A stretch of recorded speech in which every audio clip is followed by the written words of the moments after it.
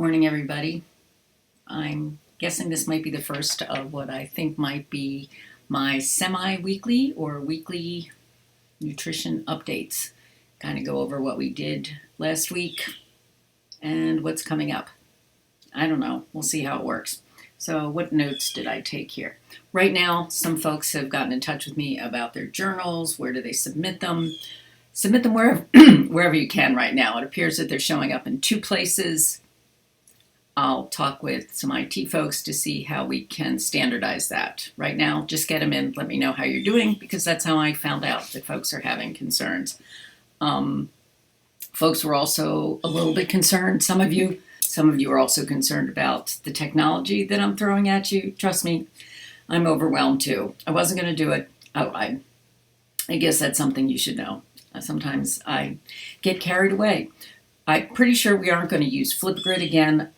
I wanted it to get to see you before classes started, and thank you very much for those of you that participated. It was great. If you decided something you'd like to use for a class presentation, that can be very helpful. I do think we might stick with Padlet. Again, it's something that can be used for group presentations. I may send out a link to something. There is something that I did with some folks on my online teacher training, and so there is ways to use it. Ours was a little bit over the top, but certainly it's something that you can try. I will continue to use Poll Everywhere. I will also be using it to take attendance, so please make sure you sign in with your last name, first initial. Otherwise, you show up as a guest if you don't sign in, and then your attendance doesn't count. So if you already made a mistake this week, don't worry about it. This week wasn't counting. It was just getting us familiar with it. We may try to use, I'm hoping to try to use the WebEx rooms again next week. So please try to sign up for those because, well, it looks like I'm jumping ahead. We're going to be talking about carbohydrates and protein and fat, just introductory information. And I made some videos on the basic stuff on that so that we can break up into rooms and talk about, is it true? Again, my favorite openings for things. Is it true that sugar is addictive? Is it true that it causes hyperactivity? And this way we can have the details out of the way. You can have a look at those on a video, and then we can talk about some more current kinds of things as well as current events and whatever is coming up. Back to my list. So last week we also talked about critical thinking, absolute versus relative risk.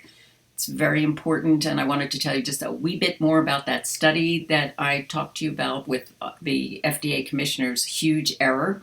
In that study that he was referring to, not only were folks, there was no control group, but folks were also on medication. So there was a huge blunder. Not only did he not talk about absolute risk, he referred to relative risk, made it sound larger, that the effects were larger than they were, but that he also left out there was no control group in the study he was referring to. And as you should know by now, in order for science to make sense, there has to be a control group. And this gives you a chance to see how these kinds of things are playing out in everyday life and help you become critical thinkers. Something else that I didn't go over with you is how to put those numbers for proteins, carbohydrates, and fats, the calories, into practice. So let me take a minute or two just to show you a mathematical example. It's something that you might see in an exam situation, but for sure, these are calculations that you'll be using for your diet project. So let's look at that first. Here's the information from the one bar that I had. It has 240 calories in the entire bar. If you look at the label, there's 20 grams of protein, 9 grams of fat, 22 grams of carbohydrate.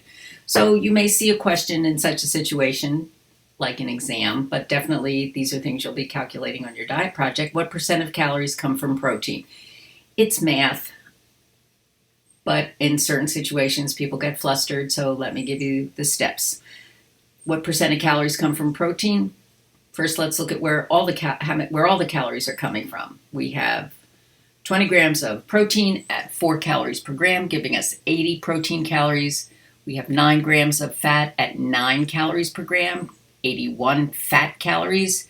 22 grams of carbohydrate, 4 calories per gram, 88 carbohydrate calories. But we're just looking at protein, so we take the calories from protein, 80 protein calories divided by 240 total calories gives us 30% of the calories in my 1 bar come from protein. And that's how you do the math. So that's my 1 bar. A third of the calories are coming from protein.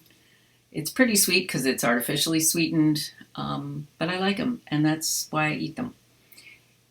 Next week, as I said, we will continue with our introduction to the macro and the micronutrients. Please watch the videos. What else do I have? If you have any questions, come during office hours. I decided office hours, coffee hours, same thing. Except if we're meeting for required reasons, then you definitely have to come. Otherwise, do drop in. Ask me anything, especially the things that start off with, is it true? And they say. All right? Have a good weekend. See you next week.